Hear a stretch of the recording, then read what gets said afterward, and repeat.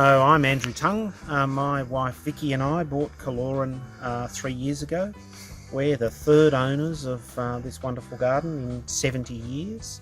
The garden was first developed by Dr. and Mrs. Broadbent in early 1950s when the house was built.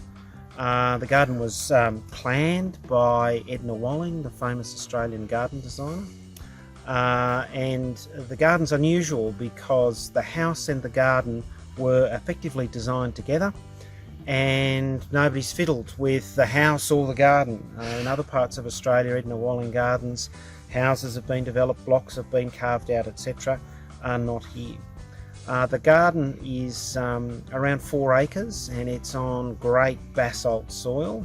It's a cool climate garden. It gets pretty cold in Crookwell in the winter time. There's not a lot of life. You can see behind me there's not a lot of life. But then through the seasons it's a genuine 4-season garden, and different parts of the garden come to life at different times.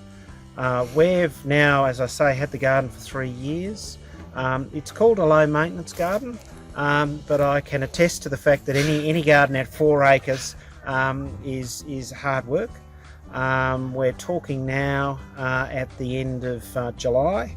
I've been working now a couple of days a week for 6 weeks or so to start getting the garden ready for the garden exhibition in November.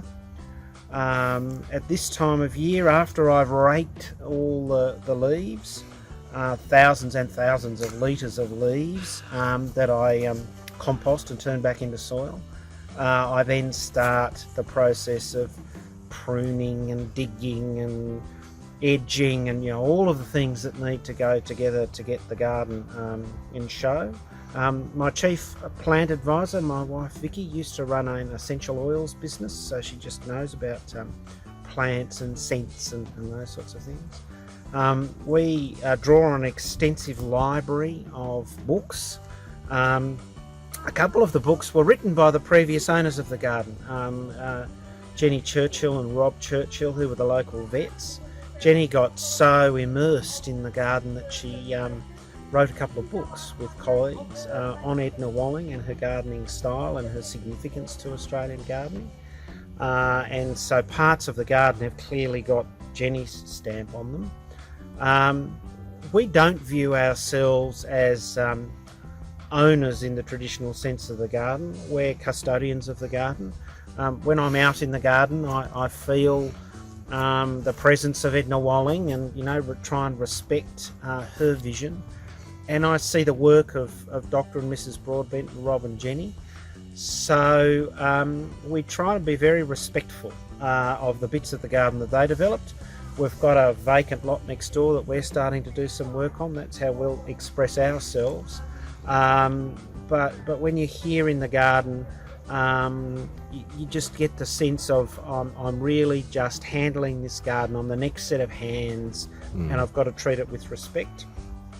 There are times when I get to the point with the garden where I just think, oh please, can't it be easy? Can't it be easy?